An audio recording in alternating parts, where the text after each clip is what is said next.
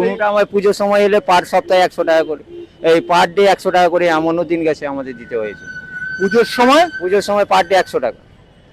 দেখুন, এটি একটি তৃণমূলের পার্টি অফিস ছিল। আর হাওড়া স্টেশনের বাইরে ঠিক যখন আপনি হাওড়া ব্রিজ থেকে নামলেই বাঁদিকে এই পার্টি অফিসটি। আর এই পার্টি অফিস থেকেই এই হাওড়া ব্রিজের ওপরে যত হকার রয়েছে, সেই হকার থেকে আরম্ভ করে হাওড়া ব্রিজের নিচে যত হকার রয়েছে, তাদের কাছ থেকে সপ্তাহে 150, 200, 300, 400, 500 টাকা করে তোলা হতো এবং এখান থেকে তোলাবাজি করা হতো। আর এই জায়গাটি থেকে তৃণমূলের তোলাবাজি করে দিনের পর দিন চলেছে। এবং আজকে যাদের সঙ্গে কথা বললাম তারা কিন্তু প্রত্যেকেই বললেন যে এখান থেকে মমতা বন্দ্যোপাধ্যায়ের ছবি লাগিয়ে দরজায় এবং পার্টি অফিস বানিয়েছিল, সততার প্রতীক মমতা বন্দ্যোপাধ্যায়ের ছবি লাগিয়ে এখান থেকে রীতিমতো দিনের পর দিন তোলাবাজি হয়েছে।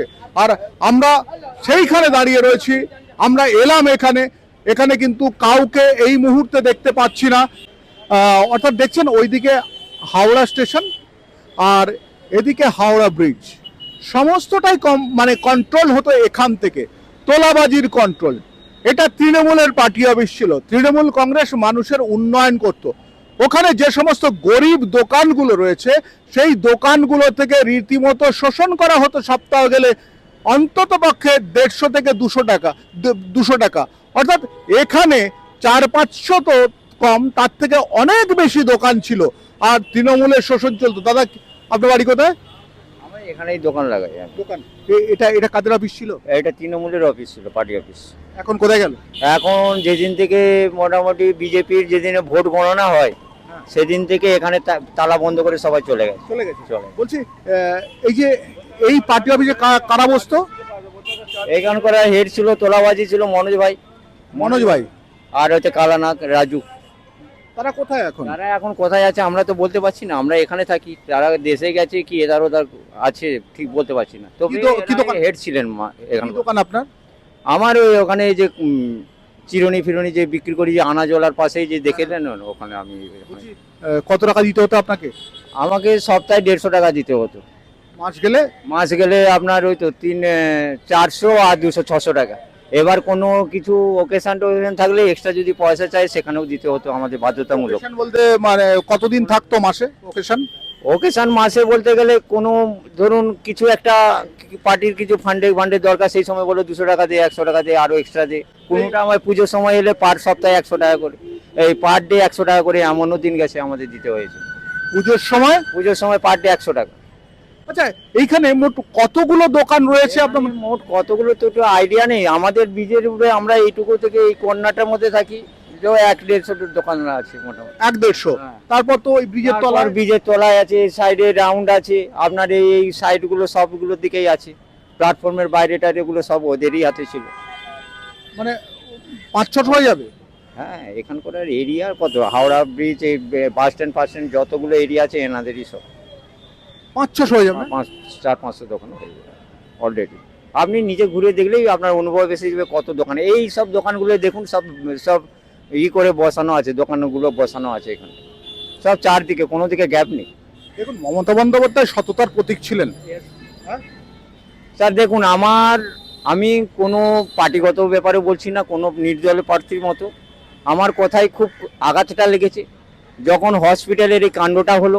আমারও মেয়ে আছে, আমার মেয়ে বিবিএ কমপ্লিট করেছে, তার আমার পেপারটা আটকে দিয়েছে, হাইকোর্টে চলছে, পেপারটা আটকে দিয়েছে। এখানে 1 নম্বর। দ্বিতীয়ত, শিক্ষামন্ত্রী হয়ে যেখানে চুরি করে, তার চেয়ে আর বড় জিনিস কি আছে সেটাকে অ্যাভয়েড করে সাইড করে চলে গেলেন। সেই সততার প্রতীকের ছবি এখানে লাগিয়ে, সততার প্রতীক এটা কিসে?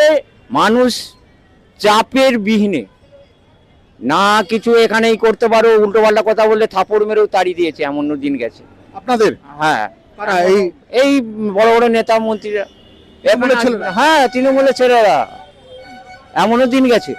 এখন তারা আসছে না, এখন উঁকি ঝুঁকি মারতে আসে না। 2-1টাকে চোখে দেখতে পাচ্ছি, যেই মেন লোকগুলো ওরাই আসছে না এখন।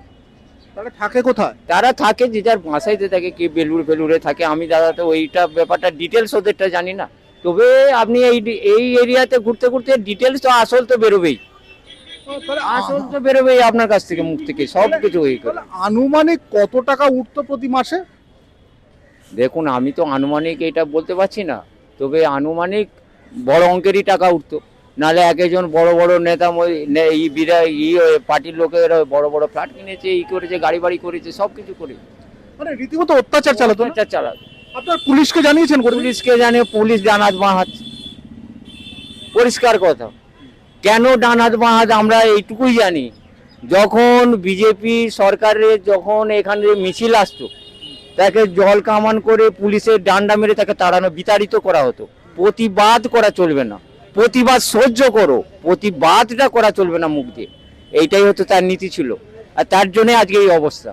সাধারণ মানুষ স্ব ইচ্ছায় খেতে পাচ্ছে না, শিক্ষার কোনো মান মর্যাদা নেই। কোনো মা বোনকে ইজ্জত নিয়ে গেলে সেটা সামান্য বলেই হতো, এইটা ঠিক নয়। আমারও বাড়ির দুটো মেয়ে আছে, তারাও লেখাপড়া শিখে, তারা কলেজে বেরোচ্ছে, আমার বউ রাস্তায় বেরোচ্ছে। তাহলে শান্তিটা কোথায়? তাহলে আমি একটা বলি যে ভাই আপনারা কি এখানকার? বলছি এই পার্টি অফিসের গেল কোথায় সব, সেটাই হচ্ছে আমি খুঁজছি, একটু খুঁজে পেলে ভালো হতো। এই তৃণমূলের যারা দোর্দণ্ড প্রতাপ ছিল, যাদের এইরকম সবসময় ফোনা উঠে থাকতো, তারা সব বন্ধ করে পালিয়ে গেছে। আর এই অফিসটাতেই নাকি তোলাবাজি হতো, টাকা পয়সা তোলাবাজি হতো এখানে গরিব ব্যবসায়ীদের কাছ থেকে। আর সেই অফিসের দরজায় লাগানো রয়েছে মমতা বন্দ্যোপাধ্যায়ের ছবি। সবাই তো মমতা বন্দ্যোপাধ্যায়ের দিকে বারবার ধরে আঙুল তোলেন। কেন তোলেন বুঝতে পারছেন? যার নিজের দলের প্রতি কন্ট্রোল নেই, যে নিজের পরিবার নিয়ে সবসময় থাকতো, দল মানে সাধারণ মানুষের পরিষেবার নামে তোলাবাজি। আমি শঙ্কর আছি আপনাদের সঙ্গে, ইন্ডিয়া নিউজ 24, দেখতে থাকুন।